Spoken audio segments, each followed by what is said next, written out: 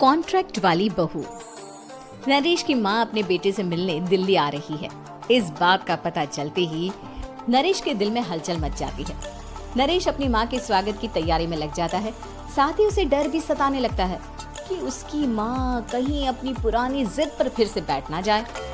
हे भगवान, इस बार बचा लो, अगले साल पक्का माँ की जिद पूरी कर दूंगा। तभी दरवाजे की घंटी बजती है। नरेश दरवाजा खोलता है तो सामने अपने मकान मालिक को देखकर हैरान हो जाता है, क्योंकि उनके साथ एक सुंदर सी लड़की भी थी। नमस्ते अंकल, कुछ काम था, मुझे बुला लेते।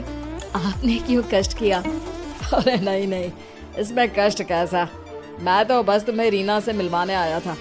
आज से रीना तुम्हारे साथ इसी फ्लैट में रहेगी। अंकल, कोई लड़का फ्लैटमेट नहीं है? एक अनजान लड़की के साथ रहना मेरे लिए थोड़ा अजीब होगा।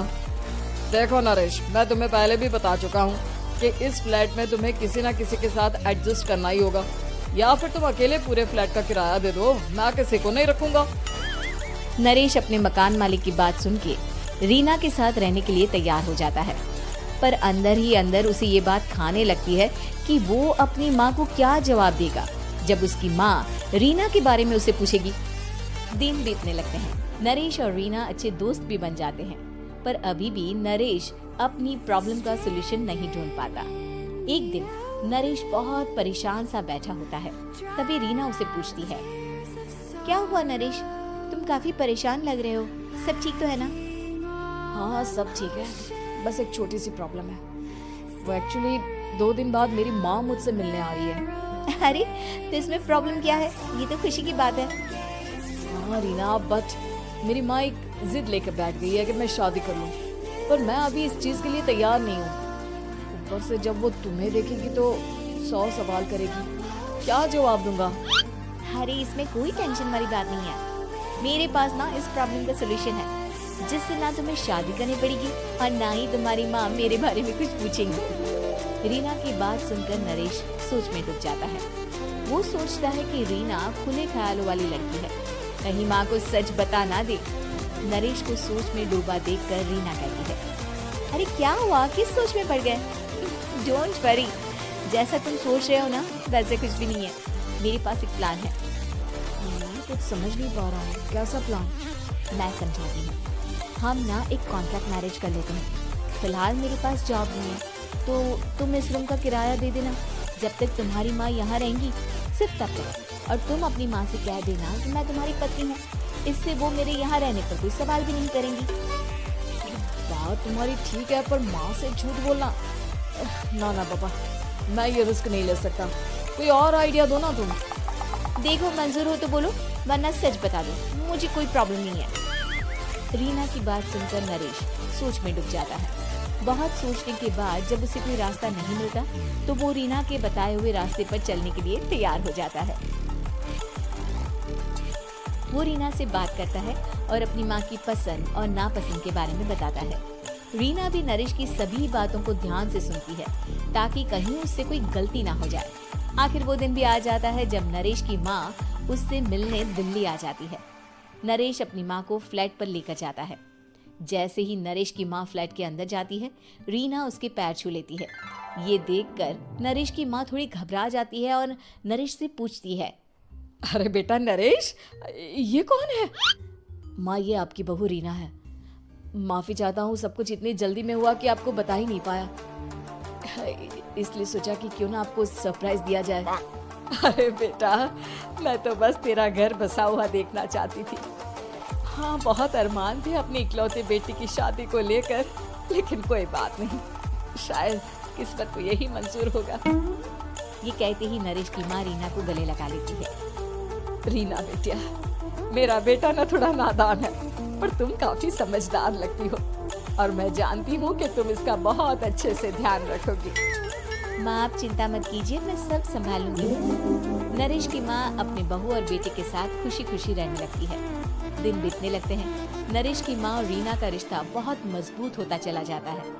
वो दोनों सारा दिन एक साथ रहती और खूब बातें करती। इधर साथ रहते रहते नरेश और रीना भी एक दूसरे से प्यार करने लगते हैं। दोनों को इस बात का एहसास हो जाता है, फिर भी वो इस बात को छुपा कर ही रखते हैं। एक दिन नरेश की माँ और रीना शादी के बारे में बात करने लगते हैं। रीना बिटिया, ये तो नरेश ने मुझे बिना बताए शादी कर ली, वरना मैं तो अपनी इकलौती बेटी की शादी इतनी धूमधाम से करती कि सारी दुनिया देखती रह जाती। अच्छा माँ, आप ऐसा भी क्या करती नरेश और मेरी शादी में जो दुनिया देखती रह जाती?